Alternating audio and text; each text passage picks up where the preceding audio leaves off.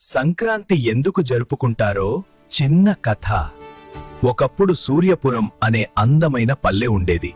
ఆ పల్లె చుట్టూ పచ్చని పొలాలు, మధ్యలో చిన్న చెరువు. అక్కడి ప్రజల జీవితం అంతా వ్యవసాయంపైనే ఆధారపడి ఉండేది. ఆ సంవత్సరం వర్షాలు సమయానికి పడ్డాయి. రైతులు ఎంతో శ్రమించి వరి పంట పండించారు. చలికాలం ముగిసిపోతూ పంటలు బంగారు రంగులో మెరుస్తున్నాయి. ఒక ఉదయం గ్రామ పెద్దయిన వెంకటయ్య అందరినీ పిలిచి అన్నాడు, సూర్యుడు మకర రాశిలోకి ప్రవేశిస్తున్నాడు. మన కష్టానికి ఫలం వచ్చింది. ఈ ఆనందాన్ని పండుగగా జరుపుకుందాం. భోగి రోజున అందరూ పాత వస్తువులు వదిలేశారు. మంట చుట్టూ కుటుంబమంతా చేరి పాత బాధలు పోయి కొత్త ఆశలు రావాలి. సంక్రాంతి రోజున అమ్మలు కొత్త బియ్యంతో తీపి పొంగలి వండారు. ఇళ్ల ముందు రంగురంగుల ముగ్గులు వేశారు. పిల్లలు గాలిపటాలు ఎగరేశారు. నాన్నా, సూర్యుడు లేకపోతే పంట లేదు, పంట లేకపోతే మన జీవితం లేదు. అందుకే సూర్యుడికి నమస్కారం. కనుమ రోజు ఆవులను స్నానం చేయించి పూలతో అలంకరించారు. మనతో కలిసి పనిచేసే పశువులకు కృతజ్ఞత చెప్పాలి.